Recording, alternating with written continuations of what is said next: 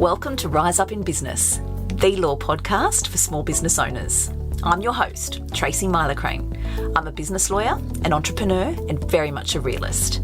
Rise Up in Business is designed to share with small business owners important legal information and some clever tips and tricks in short and sharp episodes, no legal jargon. With this podcast, I want to empower small business owners to rise up and take control in their business. I'll be here every Wednesday to tell you what you need to know without sending you to sleep. Let's get into today's episode. Hello everyone, welcome to episode 10. And I just want to say how excited I am that we're up to episode 10. There's something very special about reaching double digits, at least it feels like, and I'm just loving recording these podcasts to deliver them to you. And I'm so grateful for the feedback that I receive, and I'm just delighted that so many people are coming to me and saying, look, this is more than law. This is about how to run a business. So that just fills me up. It fills up my cup. So I'm super happy to hear that. And by all means, keep the feedback in the comments coming. I love it. Today, I wanted to talk about something that's really important for small business owners, and that's growth and updating your legals. So yes, I do say all the time that getting your legals drafted and tailored to your business is really important.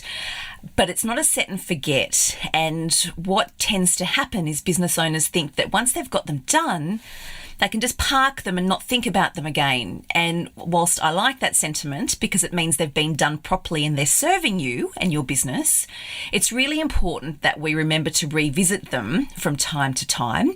And I tend to think that the start of a new year is a nice opportunity to reflect and just revisit those key documents to make sure that everything's up to date and current.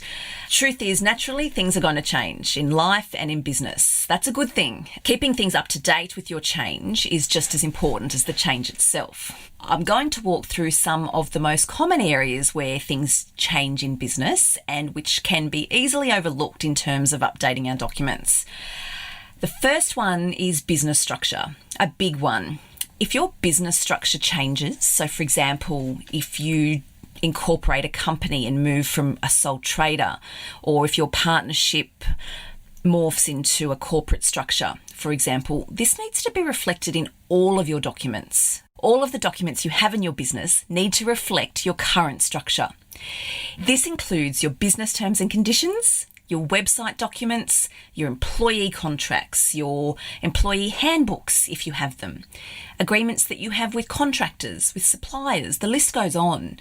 It can be a little annoying, I get that, and yes, let's be honest, it can be time consuming, but it's a good investment of your time. And I find that the best way to deal with this is to keep a list of all your business dealings and just add to that list as you can. So if you're like me, I keep a notepad next to my computer. I actually also keep one next to my spin bike, which I've recently acquired because I find that I'm really creative in that space. So wherever it is that you have time to think or you've got bandwidth in your brain to think, I suggest you keep your notepad and just jot things down as you think of them because it will grow and that's okay.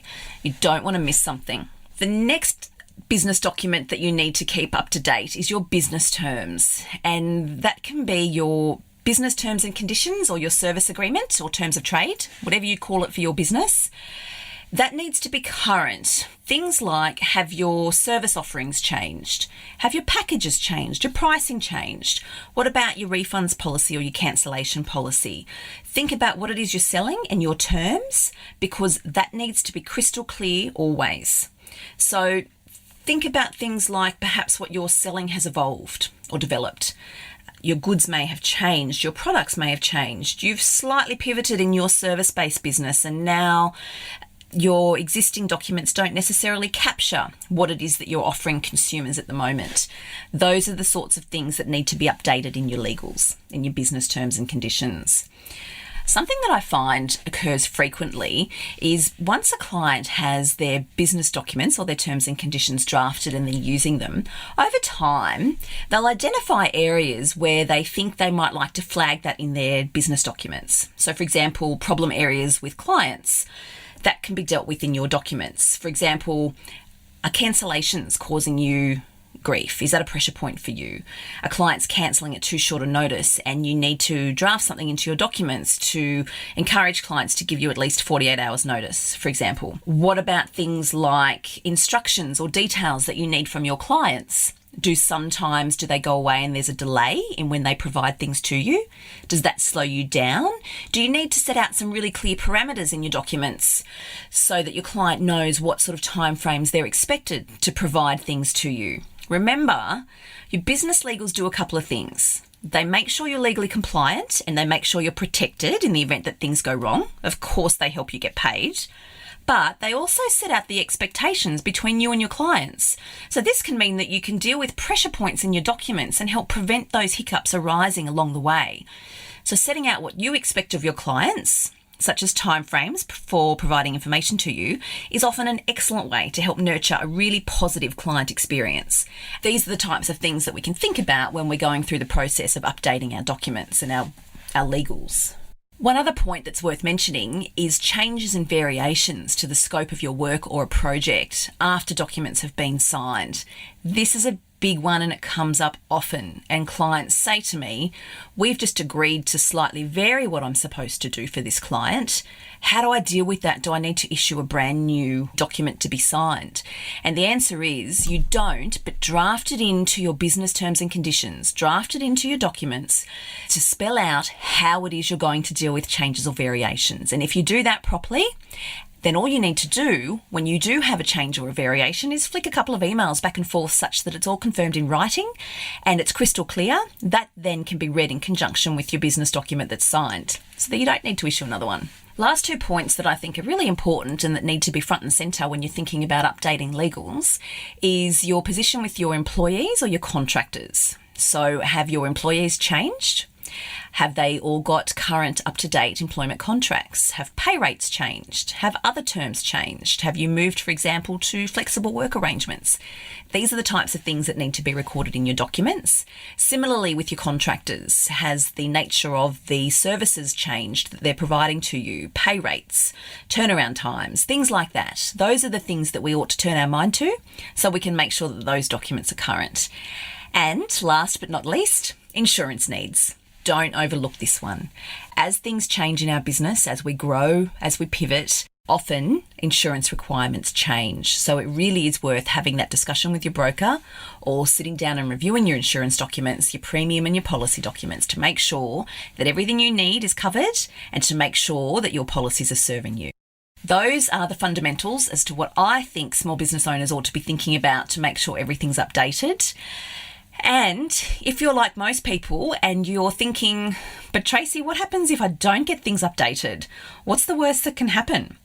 The reality is a lot.